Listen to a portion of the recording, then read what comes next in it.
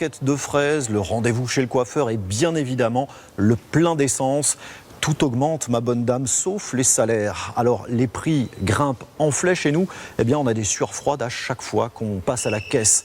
Le nouvel ennemi public numéro 1 s'appelle l'inflation. Alors, on va essayer de comprendre d'où vient ce phénomène, jusqu'où il peut nous affecter et surtout, comment nous en sortir.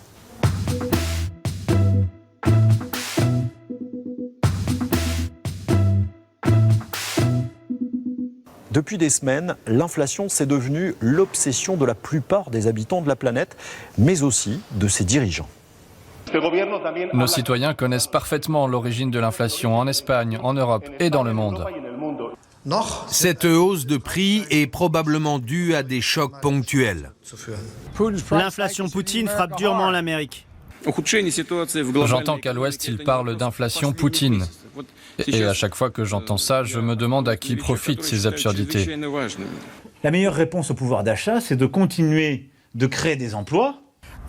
Et évidemment, mettre plus d'argent dans les gouvernements locaux pour aider les familles qui traversent des moments particulièrement difficiles. Ces inégalités ne sont pas naturelles, ni même inévitables. Elles sont le fait de l'homme. Elles proviennent d'un modèle de croissance éloigné de valeurs profondes. Si comme moi, vous avez snobé les cours d'éco au lycée parce que c'est compliqué et bourré de formules incompréhensibles, voici une petite session de rattrapage avec une spécialiste. C'est tout simplement le rythme de croissance des prix. Donc, le taux d'inflation, il peut être de 2%, ça veut dire que les prix augmentent de 2% chaque année. Et ça, c'est un taux d'inflation normal. Mais dans le langage courant, on dit qu'il y a de l'inflation quand en réalité le taux de croissance des prix, il augmente plus justement que 2% et surtout il n'est pas régulier. Donc on va dire qu'il y a de l'inflation quand tout d'un coup, comme cette année, les prix augmentent de 5% alors qu'on ne l'avait pas anticipé. Et il y a un deuxième élément, peut-être les économistes aussi commencent à parler d'inflation quand on a des taux irréguliers, c'est-à-dire que vous avez 5, peut-être l'année prochaine ce sera 7, peut-être ce sera 8. En fait, on n'arrive pas à stabiliser le taux. Parce que si on stabilisait à 5%, ce ne serait pas un problème. Le problème, c'est de ne pas pouvoir anticiper. Voilà pour la théorie. En pratique, l'inflation généralisée qu'on vit en ce moment est la combinaison de plusieurs facteurs qui ont durablement déséquilibré la relative stabilité des prix. Et tout cela, c'est lié à la sacro-sainte loi économique de l'offre et de la demande.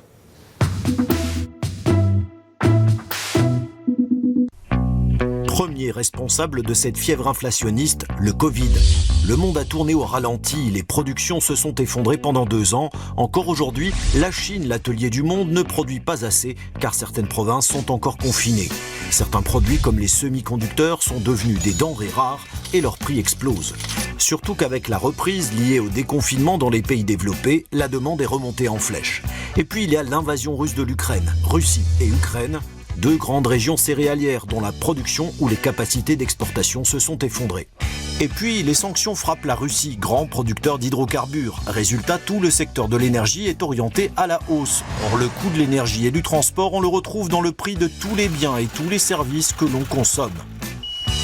Le dernier facteur, on le subit depuis plus longtemps et ce n'est pas prêt de s'arrêter, le changement climatique. Les sécheresses deviennent plus longues, plus nombreuses, plus intenses. Certains pays très vulnérables n'arrivent plus à nourrir leur population. Et dans les pays moins exposés, les rendements baissent aussi. La demande grimpe, l'offre ne suit plus, les prix augmentent. En clair, tous les voyants sont au rouge. Difficile de dire quand tout ça pourrait bien s'arrêter, à moins d'avoir une boule de cristal. Mais on a quand même demandé son avis à notre experte. Attention, spoiler alerte, on n'est pas sorti de l'auberge. Si on n'avait que la crise Covid et la guerre en Ukraine, entre guillemets énorme déjà, mais si on avait la certitude d'avoir uniquement ces 2 chocs, on sait que ça pourrait se résorber.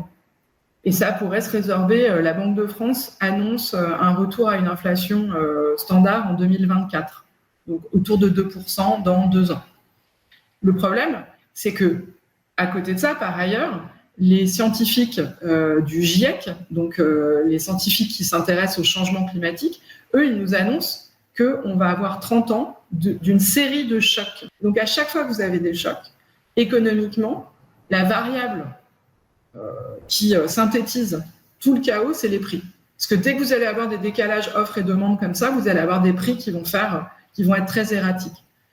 Donc voilà, pour le dire simplement, on n'a pas de raison que ça s'arrête dans la mesure où on pourrait penser que ça va se résorber si les chocs s'arrêtaient, mais étant donné qu'on prévoit des chocs liés à la crise climatique dans les 30 prochaines années, il faut attendre à ce qu'on ait une inflation, pour le coup des prix, une croissance de prix très erratique dans les 30 prochaines années. Alors que l'inflation nous pourrisse la vie pendant les 30 années à venir ou qu'on arrive à la réguler, pour l'instant le choc est rude et clairement on n'est pas tous égaux face à l'inflation. Les pays où sévissait déjà une crise économique majeure subissent une inflation quasi délirante. En Afghanistan, au Yémen, au Liban, au Venezuela, en Argentine, les prévisions tablent sur des hausses de prix allant de 50% à 500%. Et ce n'est pas sans conséquence. Tenez, regardez ce qui se passe au Sri Lanka. Là-bas, l'inflation a engendré une véritable révolution. Les Sri Lankais n'ont plus que leurs yeux pour pleurer et leur voix pour manifester. Le carburant est rationné, réservé aux secours et à l'armée. Le pays est paralysé. Les écoles sont fermées, les institutions, tout est fermé. Il n'y a plus d'essence, personne n'en a. Les gens vivent de grandes difficultés. La malnutrition revient. Des années de mauvaise gestion ont précipité le pays vers la banqueroute. Les Sri Lankais subissent des pénuries depuis des mois. En avril, le pays s'était déclaré en faillite. Il a fait défaut sur son énorme dette de 49 milliards d'euros. L'inflation a atteint 45% en mai. La rue a poussé le Premier ministre à la démission. Elle réclame désormais la tête de son frère, le président. Tout le monde exige le départ du président Gotabaya. C'est lui le principal responsable de la crise économique dont nous souffrons tous. Le président Gotabaya Rajapakse négocie des aides avec le FMI. Auprès de la Russie et du Qatar, il quémande du pétrole à prix d'amis. Seul moyen pour lui de sauver son peuple et accessoirement son fauteuil. Toute une catégorie de personnes a de plus en plus de mal à joindre les deux bouts, y compris dans les pays industrialisés. Tenez, par exemple, dans la zone euro, l'inflation a bondi à 8% en juin dernier. En avril déjà, notre correspondante en Espagne nous alertait sur la situation. Et puis, ces quelques derniers jours, nous avons reçu aussi un reportage de notre correspondant italien, cette fois sur des pêcheurs dont l'activité est menacée par l'inflation. Regardez. Pour de plus en plus d'Espagnols, faire ses courses est désormais une source de stress, car rien ne semble pouvoir arrêter la hausse des prix. Au départ cantonnée à l'énergie, la flambée concerne désormais tous les secteurs, y compris les aliments de base. Sur les 12 derniers mois, l'inflation frôle les 10%. Pour assister à un tel phénomène, il faut remonter jusqu'au milieu des années 80, juste avant l'entrée de l'Espagne dans l'Union européenne. Les associations de consommateurs ont calculé que cette année, les Espagnols débourseront 500 € de plus pour remplir leur panier. Retour à l'activité pour une journée des chalutiers d'Ancône sur la mer Adriatique après 2 semaines d'arrêt. Un mouvement de grève mené par l'association locale des pêcheurs pour protester contre la flambée du prix du carburant. À 1,20 € le litre, le risque est de travailler à perte. Le poisson va être vendu à la criée cette nuit et nous saurons si notre journée de pêche nous rapporte quelque chose ou pas. Mais je suis convaincu qu'on a travaillé pour rien. Ce dont nous sommes sûrs, c'est ce que nous dépensons. La hausse des prix du carburant est un nouveau coup porté à un secteur qui se trouvait déjà en grande difficulté.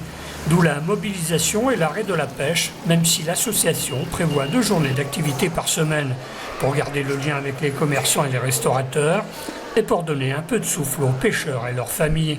Mais alors que la criée va bon train, à l'extérieur, le cœur n'y est pas. Mon embarcation consomme 3200 litres de gasoil par jour. Cela représente 4 000 €. Avec 4 000 € de frais rien que pour le carburant, il est clair qu'on ne peut pas s'en sortir, même avec tout le poisson que l'on arrive à pêcher. On a essayé ce matin, mais ça ne peut pas fonctionner. Côté ministère, jusqu'ici, que des promesses. Pas de soutien concret, 0 €. 125 000 professionnels et leurs familles sont directement touchés en Italie. Les pêcheurs ont demandé de fixer un prix plafond pour le carburant. En vain, le gouvernement ne communique pas à ce sujet. Résultat, en 2022, plus de 260 millions de personnes pourraient basculer dans l'extrême pauvreté à cause principalement de l'inflation. C'est le résultat d'une étude choc signée de l'ONG Oxfam. En parallèle, cette ONG souligne aussi que 573 nouveaux milliardaires ont émergé, tiens, comme par hasard, depuis la crise du Covid. Il y a donc clairement une inflation, surtout des inégalités. Alors pour Oxfam, les multinationales sont en partie responsables au moins de la crise. Elles doivent donc contribuer à la résorber. Aux États-Unis, notamment, le Economic Policy Institute, qui est un think tank donc sur les sujets économiques, a relevé que, encore une fois, aux États-Unis, le taux de marge pratiqué par les multinationales représente 54% de la hausse des prix, contre, par exemple, le coût des matières premières qui, lui, serait de 38%, et seulement 8% pour les salaires. Donc on voit bien que la marge pratiquée par les multinationales est aussi un facteur de hausse des prix qui est assez peu relevé dernièrement dans les débats publics. À Oxfam, on est favorable à une taxation des plus riches, aussi bien en termes de foyers fiscaux des plus riches en France et dans le monde, mais également pour avoir une meilleure répartition et un juste équilibre et pour que chacun puisse payer leur juste part d'impôt. On pense aussi on veut aussi que les multinationales soient taxées, notamment sur leurs super profits et les profits qu'elles ont engendrés durant ces crises. Donc on appelle ça des profits exceptionnels. Il faut qu'il y ait une taxe très dure sur ces profits exceptionnels qui ne couleront pas ces boîtes, il faut être clair, mais qui permettront à ce que chaque entreprise puisse payer leur juste part d'impôt. Les économistes, eux, considèrent qu'il n'existe aucune solution parfaite pour endiguer l'inflation, mais ils disposent tout de même de quelques leviers à actionner pour limiter la casse sociale surtout. Le premier outil anti-inflation, c'est la hausse des taux d'intérêt décidée par les banques centrales comme la BCE en Europe. Elle a prévu d'ailleurs de relever ses taux directeurs en juillet, puis en septembre. En actionnant cet outil, les prêts coûtent plus cher, donc les entreprises empruntent moins pour investir et les consommateurs font moins de crédit. Le but, c'est de freiner la consommation vu que l'offre ne suit pas, histoire de rééquilibrer la balance. Problème, tout cela freine l'activité économique. Le deuxième levier, c'est non pas de lutter contre l'inflation, mais contre ses effets. Là, les gouvernements dégainent des aides pour les carburants, pour le chauffage, pour les retraités, les foyers modestes. Le souci, c'est que ces gestes sont financés par l'argent public, les taxes, les impôts, donc au final, par les citoyens. Enfin, la solution plébiscitée par nous, les travailleurs, c'est la hausse des salaires. C'est pourtant simple, si les prix augmentent, on dope nos salaires et c'est réglé. Sauf que nos salaires sont payés par les entreprises. Elles risquent de répercuter ces hausses de charges sur les prix des biens et services que nous consommons. Et au final, c'est un peu l'histoire du chien qui se mord la queue. Et puis dernière question sur... Voilà, j'espère que vous en savez un petit peu plus sur le nouvel ennemi public numéro 1. En attendant de l'éradiquer, je pense qu'on va devoir apprendre à vivre avec l'inflation. Alors bon courage.